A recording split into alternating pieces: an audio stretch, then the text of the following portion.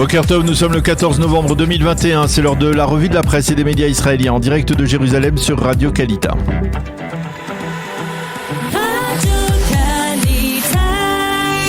Radio J, la revue de la presse israélienne en direct de nos studios de Jérusalem.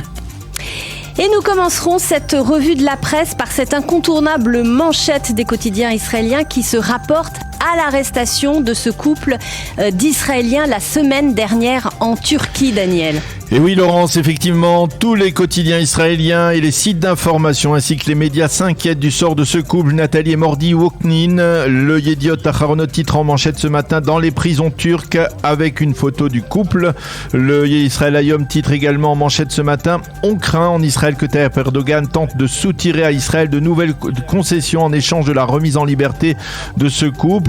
Titre le Israël Hayom en citant des proches du couple, alors que dans le quotidien gratuit, la même photo était floutée.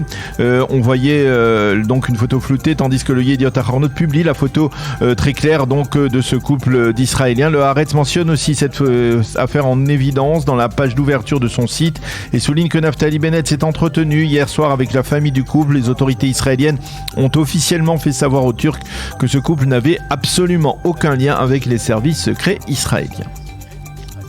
Les quotidiens israéliens et les sites d'information qui reviennent à l'origine de l'affaire. Oui, les quotidiens rappellent que ce couple était mercredi dernier dans un restaurant turc à Istanbul, un restaurant situé au 40e étage d'une tour de la grande métropole turque. Ils ont naïvement photographié l'un des palais de Tayyip Erdogan, nettement visible du haut de cet immeuble. Une serveuse les a vus et a alerté la police qui les a arrêtés et les a accusés tout simplement d'espionnage. Leur garde à vue depuis a été prolongée de 20 jours par un juge turc. Et il semble que plus le temps passe, plus leur libération s'éloigne. Voilà comment Israël et la Turquie se retrouvent au cœur d'une crise diplomatique. Mais alors que le Yediot Aharonot paraît plutôt pessimiste, le Israël Hayom lui semble un petit peu plus optimiste et il explique que côté israélien on tente d'éviter une crise diplomatique ouverte et on estime qu'au bout du compte le couple israélien devrait être expulsé vers Israël. Le Israël Hayom explique que le président Herzog, le premier ministre Naftali Bennett et le chef de la diplomatie Yair Lapid se sont directement impliqués dans cette affaire.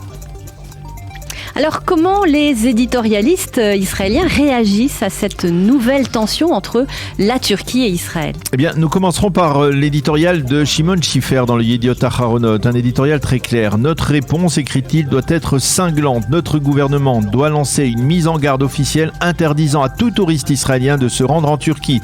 Il faut qu'Israël sorte la Turquie de sa carte touristique, écrit Shimon Schiffer. Il faut frapper les Turcs au seul endroit où cela leur fait mal, c'est-à-dire dans la poche, écrit encore Shimon Schiffer. Alex Fishman écrit dans le Yediot Aharonot qu'Erdogan est l'objet de vives critiques dans son pays pour sa gestion actuelle du pouvoir et il tente de détourner l'attention en se focalisant sur cette affaire liée à Israël. Le docteur Chai Etan Cohen, qui est spécialiste de la Turquie au centre Moshe Dayan de l'université de Tel Aviv, va dans le sens d'Alex Fishman et il écrit ce matin dans le Israël Hayom cette fois que le président Erdogan a durant sa longue carrière à la tête de la Turquie tiré un bénéfice politique de crise provoquée artificiellement avec des pays non musulmans et en particulier avec Israël. Il est actuellement en pleine détresse diplomatique et il ne faut certainement pas qu'Israël lui offre un succès en cédant à ses exigences, écrit le docteur Cohen. Quant à Jonathan Liss dans le Haaretz ce matin, il affirme que l'on estime pour l'instant à Jérusalem qu'il s'agit d'un manque de chance pour ces touristes israéliens qui ne savaient pas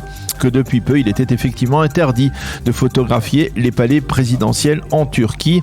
Et enfin, le Israël Hayom publie dans sa page éditoriale une caricature qui insiste sur la stupidité de cette situation. On y voit le couple d'Israéliens dans une cellule d'une prison turque avec un autre Israélien. Le couple lui demande s'il a été aussi arrêté pour avoir photographié le palais présidentiel. L'Israélien répond en s'esclaffant: non, je fais du trafic de drogue, mais je sors demain. Alors d'autres titres dans la presse israélienne de ce matin, avec notamment le dossier iranien qui est mentionné en évidence toujours dans le Israël Hayom. Oui, le quotidien gratuit se fait l'écho en première page d'une nouvelle appréhension israélienne et il s'agit de la possibilité que les négociations entre Téhéran et les grandes puissances aboutissent à un accord partiel, ou dirons-nous global, qui n'entre pas dans les détails et qui place Israël dans une situation très délicate sur le plan sécuritaire.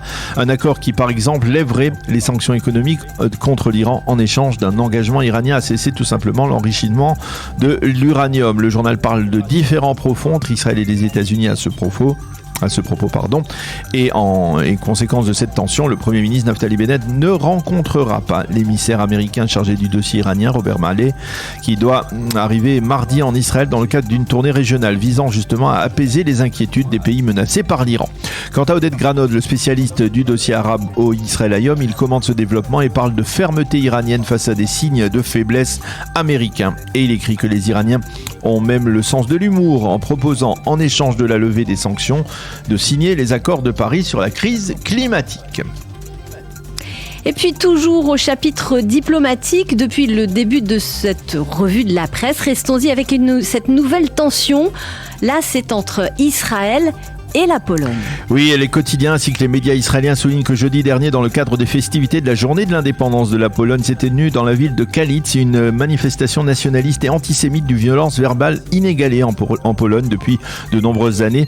Les manifestants ont scandé à de multiples reprises « Mort aux Juifs » en brûlant une copie du manifeste de Kalisz qui, au XIIIe siècle, avait accordé des droits majeurs à la communauté juive polonaise. Le chef de la diplomatie israélienne, Yair Lapid, a protesté contre ce qu'il a appelé cet acte antisémite terrible, un pacte qui selon lui rappelle l'ampleur du fléau antisémite. Il faut souligner que dans le cas précis, les autorités polonaises se sont empressées de condamner cette manifestation à Kalisz.